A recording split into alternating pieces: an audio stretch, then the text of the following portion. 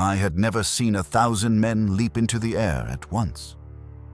South Carolina, June 23, 1942. A parade ground stretches flat and treeless under a summer sky. Pale blue, punishing, the kind of heat that irons the air flat and makes a man squint even in the shade. There is no shade. Winston Churchill, Prime Minister of Great Britain, 67 years old, stands bareheaded on the baked earth as a military band plays the national anthem. He is wearing his colonel's uniform. He arrived by train not at a station but out here on the open plain, stepping down from the carriage directly onto the ground. The plains reminding him, he said later, of India in the hot weather. He has come a long way to stand here, in more ways than one.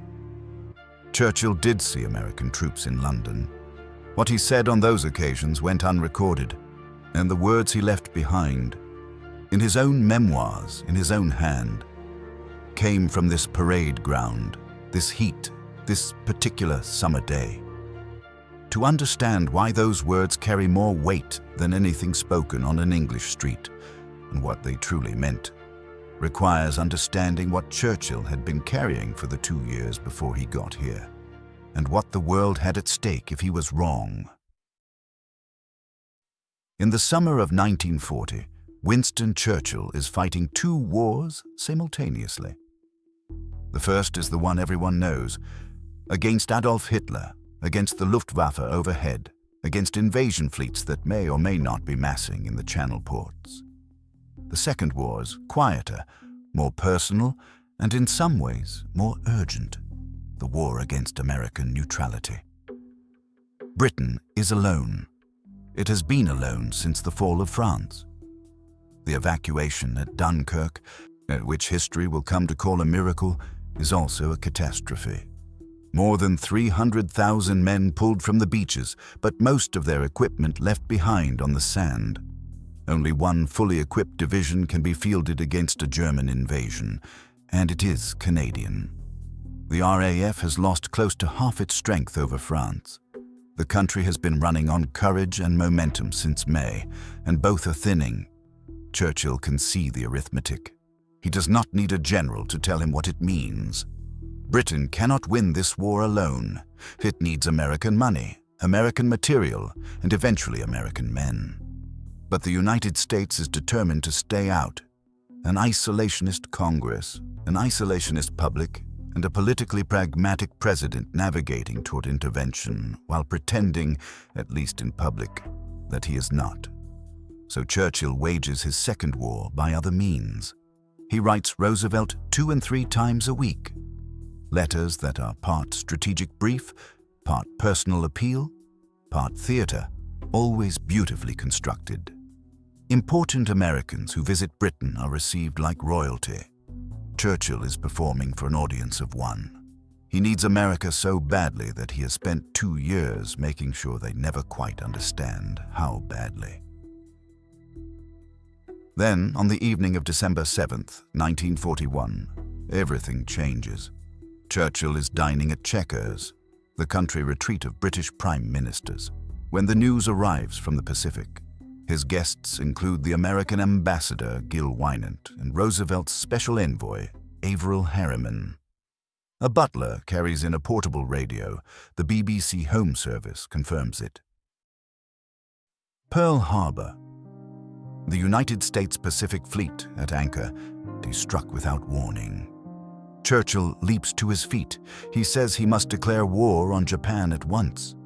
His guests spend several minutes talking him down from this. Later, alone, he writes in his own history of the war. Being saturated and satiated with emotion and sensation, I went to bed and slept the sleep of the saved and thankful. The sleep of the saved. Not the language of policy, not a prime minister processing a geopolitical development. This is a man who has been carrying an impossible weight and has just had some portion of it lifted. He wept that night, as he often wept. He had been pursuing American entry into the war since May 1940. It took him 19 months of relentless personal diplomacy and the Japanese Imperial Navy to get here. America is finally in the war. The question now is, what will it bring? Belfast, some Northern Ireland. January 26, 1942. A transport ship eases into the docks and the gangways go down, and the first American soldiers to arrive in the British Isles during the Second World War step onto British soil. They belong to the 34th Infantry Division, the Red Bulls, named for the Red Bull's head on their shoulder patch, a National Guard division drawn largely from the upper Midwest, Iowa, Minnesota, North and South Dakota. Young men from places that have about as much in common with Northern Ireland as the moon does. They come down the gangways in their olive drab, blinking in the January light. On the docks, a crowd has gathered to watch. Belfast has lived under the threat of German invasion for 2 years. The city was hit hard in the Blitz of 1941. Bombs fell on its shipyards and houses and streets, and the people at the waterfront know what the stakes are. Some of the women in the crowd remark that they expected the Americans to be taller. These men have been awaited, prayed for, negotiated over for the better part of 2 years. At the dock, they are a group of young men from Kansas and Minnesota, tired from the crossing, standing on a cold Northern Irish quayside while a British crowd sizes them up. A contingent of several hundred of these men would make the trip south to London, and when they did, they walked into a city that the War Department pamphlet had warned them about. The handbook, issued before they shipped out, told them with careful tact that Britain might look a little shop-worn and grimy. That the British do not start conversations on buses, not because they are unfriendly, but because they are reserved. And that the British do not know how to make a good cup of coffee. That the Americans do not know how to make a good cup of tea. That this is an even swap. London in January 1942 is all of that and more. Bomb craters sit open to the grey sky, irregular gaps in terraced streets like missing teeth, rubble cleared into flat grey lots, sandbags stacked against Georgian facades, blackout curtains in every window, the whole city running at a careful register, saving everything, expecting more. American soldiers walk these streets past shop fronts shuttered against the cold, past women in mended coats, past men who have been living with this for 2.5 years and carry it quietly on their faces. And Londoners look back. They see young men, well-fed, well-equipped, alien. Most British people have never met an American. Most of these Americans have never left home. The mutual strangeness runs in both directions. The cultural friction surfaces quickly. American soldiers earn as much as 5 times their British counterparts. The phrase that follows the GIs everywhere they go is already circulating. Overpaid, oversexed, and over here. They bring Coca-Cola, Lucky Strike cigarettes, nylon stockings, and jazz. They take up space that rationed, worn-down Britain has very little of. They also bring something else. Around 150,000 of the Americans who come to Britain are black soldiers arriving in a country where the institutionalized racism of the United States Army, segregation, the entire apparatus of Jim Crow exported across the Atlantic, meets a British population that finds it alien and often repellent. And London tends to be a less discriminatory environment for black servicemen than much of the America they came from. Many Londoners welcome them openly. Many are also visibly shocked by the treatment black soldiers receive from their white counterparts. George Orwell, watching all of this, writes that the general opinion among the British is that the only American soldiers with decent manners are Negroes. This is the full, complicated human texture of the alliance in 1942. Not a propaganda poster, a relationship between two nations genuinely foreign to each other, thrown together by catastrophe, learning to coexist. While the cultural collision plays out in British pubs and on London streets, a different kind of construction is underway. It has a code name, Bolero. Operation Bolero is the strategic framework for massing American forces in Britain. The machinery for turning a trickle of arrivals into something large enough to contemplate an invasion of Europe. In March 1942, Army war plans under General Eisenhower begins serious planning for a cross-channel assault on northern France and the build-up that must precede it. American airfields go up across East Anglia, carved from the flat arable land between Cambridge and the North Sea. In February 1942, General Ira Eaker arrives in London to establish United States Army Air Forces Bomber Command. By May, the first air crews of the 8th Air Force are on British soil. By the end of the month, 180 American aircraft have completed the transatlantic crossing. The scale of what is being assembled is real. The logistics are impressive. And a nation that 2 years earlier barely fielded a standing army is building a force that will eventually number in the millions. But numbers are not soldiers. The men filling these bases and airfields are products of rapid mass training, enthusiastic, physically capable, and completely untested. Their commanders at lower levels have never heard a shot fired in anger. The American army, for all the momentum of Bolero, is still learning what war is. And somewhere in that gap between the scale of the build-up and the readiness of the men within it, a question sits, not yet asked aloud. When the moment comes, will they be enough? June 21st, 1942. Churchill is in Washington with Roosevelt when the telegram arrives. Tobruk has fallen. 35,000 British and Commonwealth troops have surrendered in a single day to a German force that was expected to be retreating. Churchill writes later that apart from the fall of Singapore, it is the heaviest blow I received in the war. He is not exaggerating. Singapore in February, Hong Kong in December, Rangoon in March, India increasingly at risk. And now Tobruk, the name that was supposed to represent resistance, now representing its opposite. For Churchill, this is not merely a military defeat. It is a public humiliation suffered in front of his American allies, in their capital. On the evening of June 22nd, he boards a train.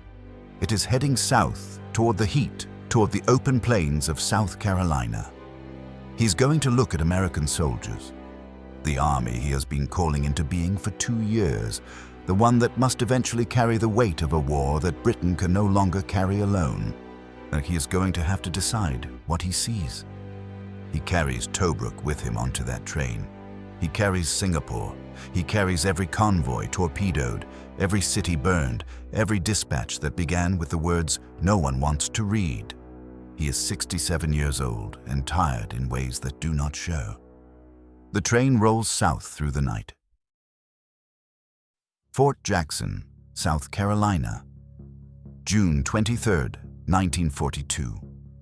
The train stops not at a station, but on the open plain, out on the parade ground itself, and Churchill steps down from the carriage directly on to baked earth.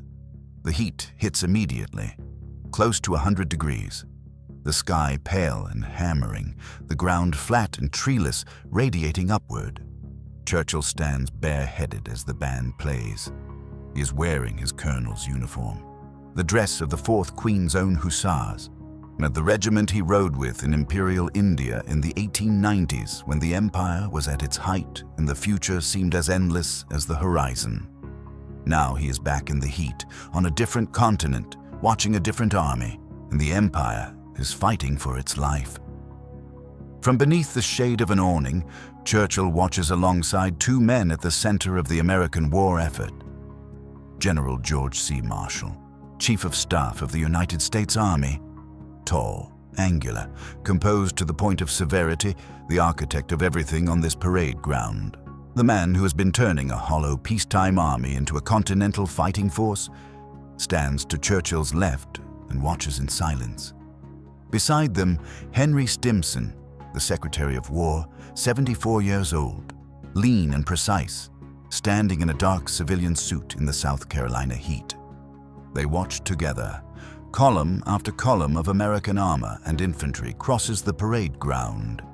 The men are young, their movements practiced, their formations tight. Churchill watches from under the awning with those pale blue eyes that have seen more of the world's worst than almost any man alive. And then the paratroopers. 1,000 men rise into the air at once. Churchill watches, bareheaded, sweating, standing on a parade ground, but awe is not the same as confidence.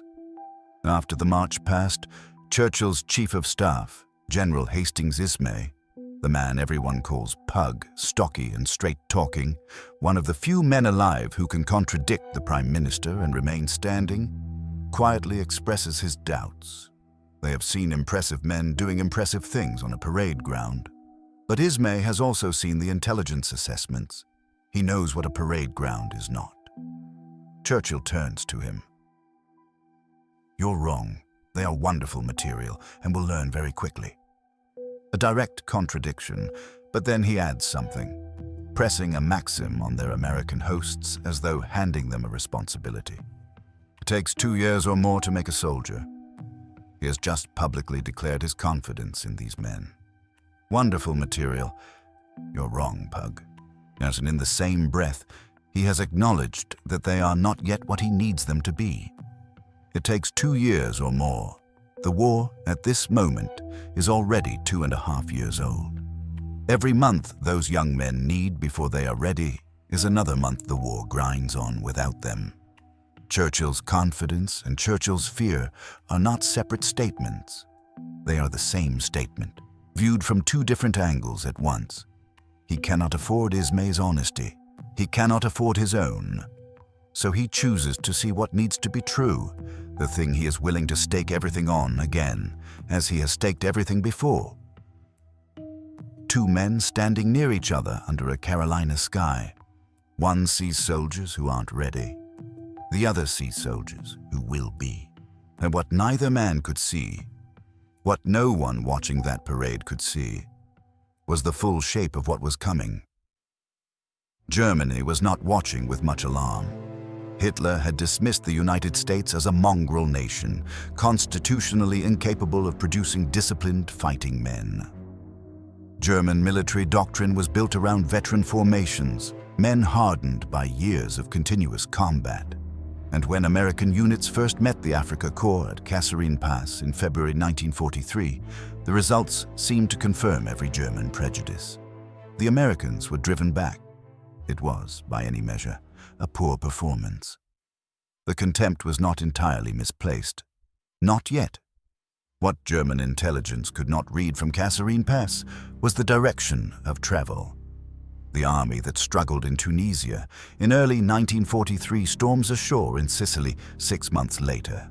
Don't the boys Churchill watched jump from aircraft into a South Carolina sky are, 2 years hence, fighting through the hedgerows of Normandy, crossing the Rhine, pushing into Germany itself. The men Ismay doubted on a parade ground become the force that every German general will eventually face at the worst possible moment. And the boys who came ashore at Belfast in January 1942, the ones the women said weren't quite as tall as expected, those boys follow the full road. Tunisia, Sicily, the grinding fight up the length of Italy, ridge by ridge, across rivers and through mountain towns. The 34th Infantry Division will be in the middle of it. The Red Bulls who came down the gangway in the January cold, blinking, underprepared, wondering what they'd gotten themselves into. None of that has happened yet on June 23rd, 1942. So Churchill, standing in the South Carolina heat, cannot know that he is right. He can only choose to believe it. 2 years later, Churchill returns to the question he asked on that parade ground. The words are again his own. 2 years later, the troops we saw in Carolina bore themselves like veterans. The prediction was specific. The vindication is exact. By 1944, the 34th Division is fighting in Italy, at Monte Cassino, at Anzio, across terrain that seems designed to cost lives at every step. They have become what Churchill said they would become. It took, as he said it would, more than 2 years. It took blood and ground and the particular education that only combat provides. The war ends in 1945. American flags are raised over ruined German cities. But the men who crossed the Rhine do not look like the boys who came off the ships at Belfast. The distance between those two images, the quayside in January 1942 and the spring of 1945 in Germany, is the story of what Churchill saw and chose to see and was ultimately right about. Then, in 1946, he goes back. Churchill is no longer Prime Minister. He lost the election in 1945, turned out of office by the British public while the victory celebrations were still audible. He is 71 years old, out of power, and he returns to Washington. He stands before the assembled chiefs of the United States Army, Navy, and Air Force at the Pentagon. He tells them what he saw when he came to South Carolina. And then he says this: "I was here 2 or 3 years ago and visited with General Marshall all Army Corps being trained in South Carolina. And then we saw there the spectacle of what you may call the mass production of divisions. In great and rapid rotation they were formed and moved on to further stages of their perfection. I saw the creation of this mighty force, this mighty army, victorious in every theater against the enemy in so short a time and from such a very small parent stock. This is an achievement which the soldiers of every other country will always study with admiration and with envy." Everything that went into those words stretches back 5 years. The letters to Roosevelt, written 2 and 3 times a week. The night at Chequers when the butler carried in the radio and the world shifted. The grey January streets of London, walked by young men who had never left home. The telegram from Tobruk, read in silence in Washington, as some of the trains south through the Carolina night. A bareheaded man standing in brutal heat, watching 1,000 soldiers rise into a blue sky, willing himself to believe that what he saw was going to be enough. He told Ismay he was wrong. Ismay was not wrong about then. Churchill was not wrong about later. Both of them stood at the same moment, looking at the same men, and saw different things. One saw soldiers who weren't ready. The other saw soldiers who would be. The Red Bull patch of the 34th Infantry Division, stitched to the shoulder of a boy from Iowa who came off a ship in Belfast in January 1942, while women on the dock said he wasn't quite as tall as they'd expected. He crossed the Mediterranean and the mountains of Italy and came out the other side as something different from what he was, some as what Churchill stood in the heat and willed himself to see. Churchill didn't win the war. He kept it alive long enough for these men to win it. The words weren't spoken in London.